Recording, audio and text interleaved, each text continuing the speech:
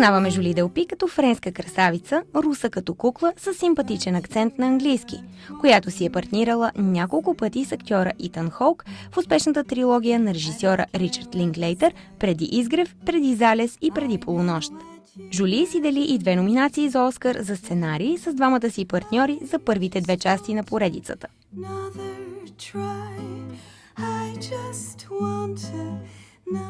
Зад крехката и фасада обаче стои една много силна и борбена жена, която е в бизнеса от 14-годишно дете и се е нагледала на какво ли не. Работила е с големи имена като режисьорите Жан-Люк Годар, Агнешка Холанд и Кшиштоф Кешловски, и то в някои от най-успешните им проекти. Последният става и нейн ментор и я окуражава да се реализира като режисьор.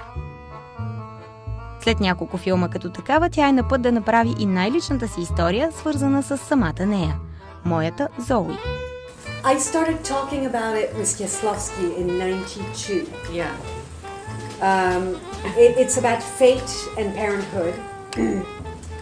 And it took me 20 years of thinking about it. And eventually when I had my son, it suddenly hit me what the film was about. And I wrote it, and I've been trying to make it since. And it's a very, I haven't been trying to make it since. I really tried in the past 2-3 years, to really make this film. And it's a very dear film to me.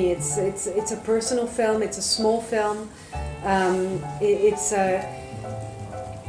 I believe, I'm not saying I've written great things in my life, but I believe it's the best thing I've written. And of course, it's the hardest one to make. В последния етап на реализация обаче отпада един от основните спонсори, държейки се грубо с нея, защото е жена и защото е европейка. Тя смята, че е много важно да се разчистят не само насилниците, но и сексистите в Холивуд. Твърдо отказва да приеме обидата, че е твърде емоционална, защото е жена и поради тази причина не може да режисира филми.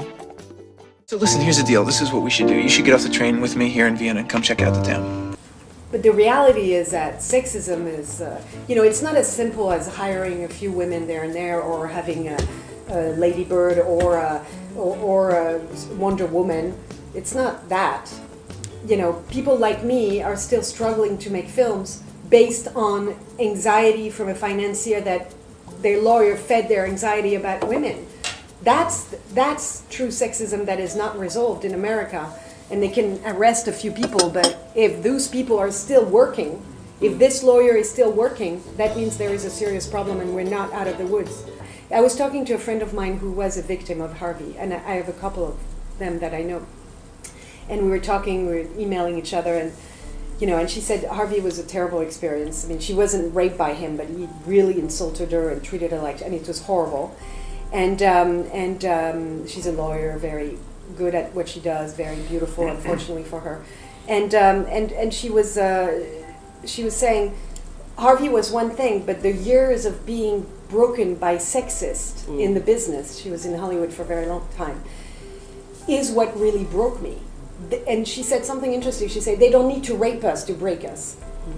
Актрисата и режисьор признава, че е срещала и много жени в бизнеса, които са използвали секса, за да пробият, и че е губила много роли заради тях. А колко пъти се е случвало на самата нея да получава неприлични предложения. Not anymore. I don't have that issue anymore. But I'm done. Wait. It stops usually at 25 or something. But 29. But that's a reality. As a young actress, you have to deal with that all the time. And quickly I became respected because the word goes quickly. When someone says no, people are like, oh, Julie Delpy.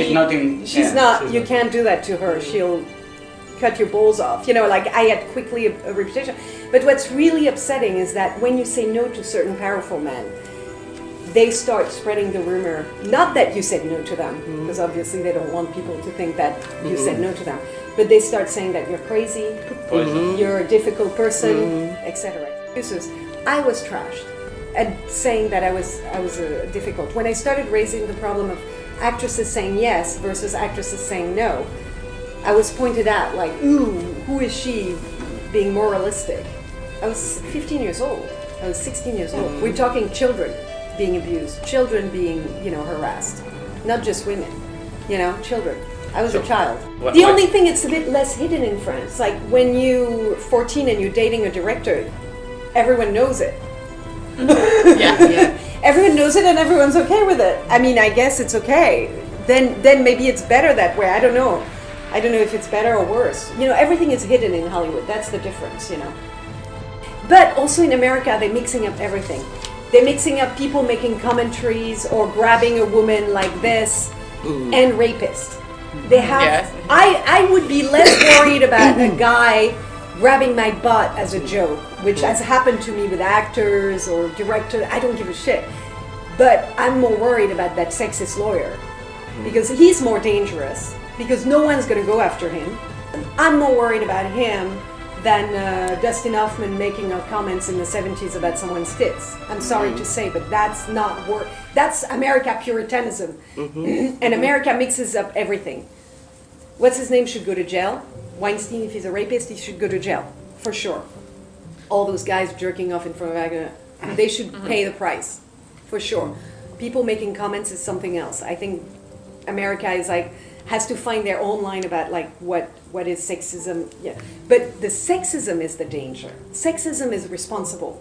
It is the big iceberg underneath the tip of the iceberg that's responsible for sexual harassment. As long as I'm not treated equal to men, there will be issues. We're the dogs of the world, women. We're the dogs. We're the dirt.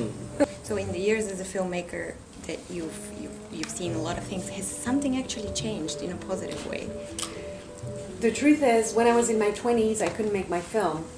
I was able to do it in my 30s. And when I bumped into a woman filmmaker that's 10 years younger than me, when I said to her, so how was it to start? Was it a nightmare? She's like, no. I was like, really? It wasn't a nightmare to make your first film? She's like, no. I'm like, oh. European woman, I mean French woman. I was like, oh wow. In 10 years we went from nightmare to, it was okay. So that's a big, big gain.